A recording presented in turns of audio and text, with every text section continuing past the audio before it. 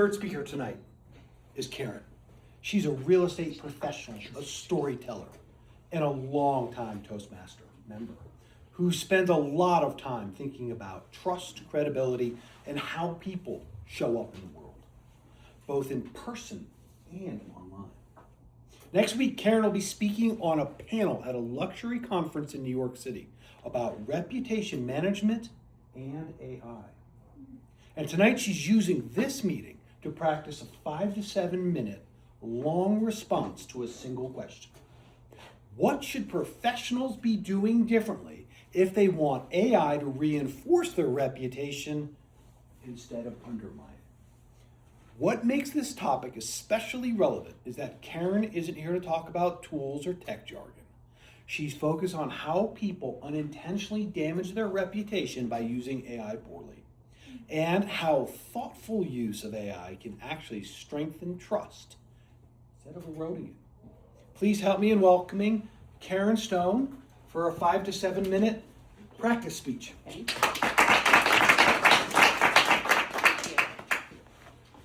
AI doesn't ruin reputations on its own.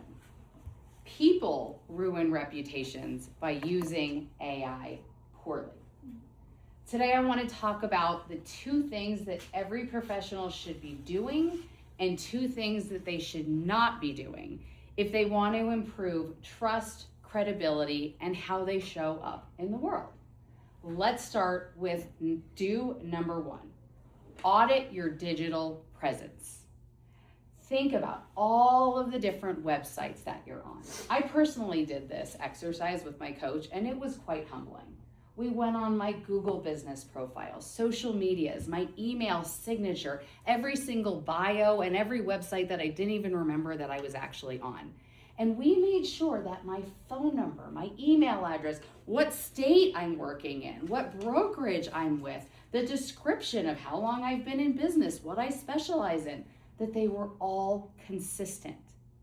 AI, long before you use a tool or use a prompt, you need to do this digital audit because AI does not reward creativity. It rewards clarity.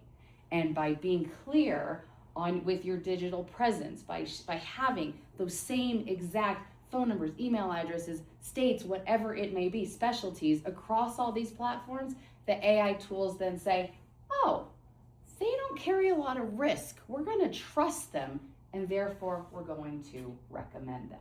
So number 1, do your digital audit. Number 2, train your AI to sound like you. I recently got an email and then saw a post of somebody that actually teaches AI classes. And I could tell in a minute that that was all produced using ChatGPT. The emojis, the M dashes, I knew immediately that she used it, and what that said to me is, I don't know if I can trust her. And what the population says is, well, if she shows up talking like that, she seems so smart and so bubbly, maybe she's like that online, but when she shows up in person, she's completely different, right? Many people say, oh, this AI tool makes me sound so much smarter. Let me be clear. You need to be the same person online that you are in person, right? So you can train the AI tools, give it examples of the emails, of your transcripts, of videos that you've done. For me, you might notice as my evaluator, that I speak with a lot of commas. I rarely have a period when I speak. And that's just my tone. So if you ever get an email from me with a lot of short sentences, you know that that's not me. So you have to train your AI to sound like you. Please, do that, because you definitely risk ruining any level of reputation and trust with your audience. Now, number 1, don't chase visibility at the expense of credibility. AI allows us to post and be everywhere to everyone quickly. There's one tool that I use for listing presentations, and I tell the seller I can do the Facebook post, the email newsletter, the show sheet, the description, all with one click. And that's how many people are using AI to show up everywhere. But when you show up everywhere, you're actually nothing to anyone. So don't risk that credibility. Don't lose the credibility. When it comes to luxury in general, which is what next week is about, the luxury brands are not out there spraying ads all over the place.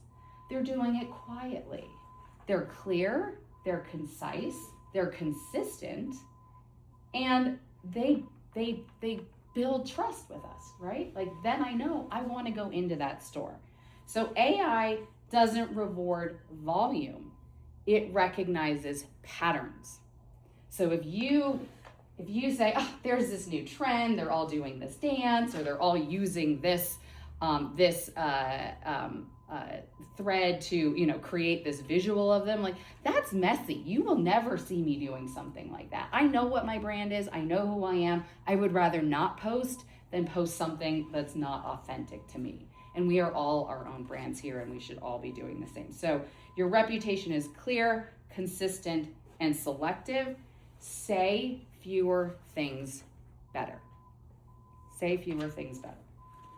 The next don't is don't let AI speak for you in high trust moments. How often do you just go on there and use, like, I go on there and I go, okay, what's happening with the Park City real estate market? The number one task that anybody using AI has is editing. Do you know how much of that is just not true? Imagine if I went out there and I said, guess what? The real estate market in Park City is on fire. Meanwhile, the rest of the world is like crumbling, right? That is not true. It's doing pretty well, but like, I have stats to prove it, and I have to support it with stats. So when I'm trying to brainstorm ideas, trying to figure out how am I going to talk to a client, organizing my thoughts, that's when I use AI. But when I have to have a conversation with a client, a high stakes conversation, they're buying a home, they're negotiating, they're figuring out what they're going to pay. They want me. They want me personally. They don't want my efficiency. They want my personality, my emotions, the pauses, letting them have time to think and read whatever it might be. So in those high stakes moments, they just do not want, they want presence, not the efficiency. With that, I want you to keep in mind that AI does not replace reputation. It reveals it. The two do's: audit your digital presence, train the AI tools to sound like you. The two don'ts: don't chase visibility at the expense of credibility. And don't let the AI speak for you in high trust moments. Thank you for your time, and I hope you learned a lot.